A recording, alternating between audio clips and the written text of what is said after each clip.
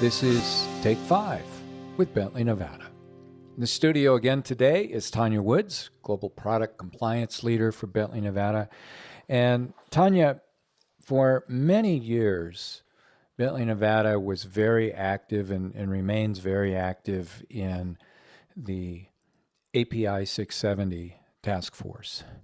But as you and I were discussing here before we pushed the record button, that is not the only standard body that Bentley, Nevada is active in. So talk to us a little bit about all the things you've got your fingers in as a business. Sure, yeah. That is one of the things that I think makes Bentley, Nevada more aware of what's happening in the world with the global compliance situation is, first of all, for North America, we sit on the ULSTP, which is the Standards Technical Panel. I'm a member of that. So we're a voting member there. It allows us to see all of the different changes that are being made to the standard. We can vote on them. We can make comments on them. And so we sit there, we help to develop, maintain them as we got new technology coming out. Of course, we want the standards to be aligned with that new technology. So we do that on the North American Standards Committee. And then we also sit on the International Committee, the IEC-EX. And so basically the standards that are relevant to our equipment, I mentioned that earlier about the intrinsic safety and this increased safety. So we sit on those panels and we help to develop and maintain those standards also. So that gives us an insight into other countries as they are adopting their own kind of certification and protection concepts. Especially on the international, we all become a pretty good little family community across the globe with all different notified bodies and different competitors, let's say, Sure. right? And so it gives us a unique perspective on what's going on in the world. Well, I know standards don't tend to turn on a dime.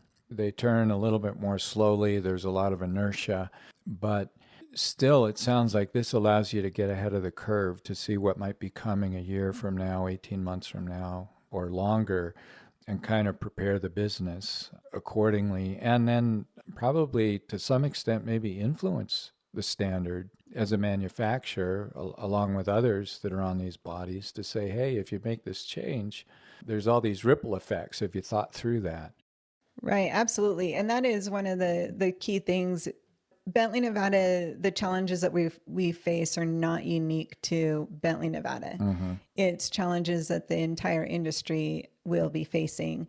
So when you bring something up that may be impacting or potentially could impact the design of one of our products, you start to bring it up and everybody's like, yeah, wait a minute, that would impact us too, right? Right. And sometimes the intent is that, yes, the committee has decided that this is something important and they do want to change, and the intention is to change in a different direction.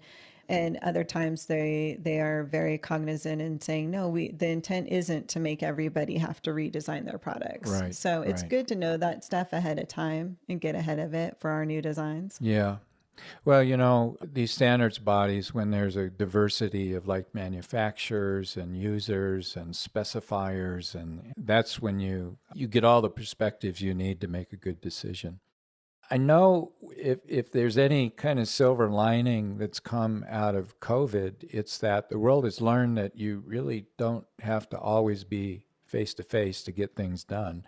And when it comes to like standards committees and things, these used to be characterized by get on a jet, stay in a hotel, meet in a conference room somewhere, and everything was kind of hammered out face to face. Is that still the case, or is there a lot of telepresence now? Yeah, of course, with COVID, we had to do a lot of telepresence Zoom meetings. And several of us have decided that it is actually more efficient to have a face-to-face meeting, mostly because you do get into these discussions that are very technical, very intense, and people have strong opinions. And sometimes it's better to just be like, okay, let's have a coffee break. And you go and you have coffee and you hash it out, or you go to dinner after the meeting and you hash it out with the other people, and you walk away after having a little coffee break with an understanding on where each side of the argument is Mm-hmm. coming from. Mm-hmm. And sometimes you can, most of the time, I'd say 90% of the time, you could come through with some kind of compromise or an understanding of the other person's viewpoint that you're like, that is right. And I'm not right, you know? Right. Right. And that is the piece that's missing when you try to do a virtual meeting. So I think there's been a lot of different discussions. How do we do a hybrid? We've tried it. It's a struggle, honestly. The collaboration different between the globe, really. You have all these different countries and backgrounds and everything, and that collaboration can't be repeated over a Zoom call. Well, I think it's healthy, right? These standards need to be consensus based because, once they're published, everybody has to live with them. And sometimes it's good to have those strong emotions battle it out and to say, you know what, you persuaded me that your perspective is the right one here. So that's fascinating. There's a few more things I'd like to cover, Tanya. So if I can impose on you to stay, we're going to talk for a few more episodes about this topic. And you have been listening to Take 5 with Bentley, Nevada, a Baker Hughes business.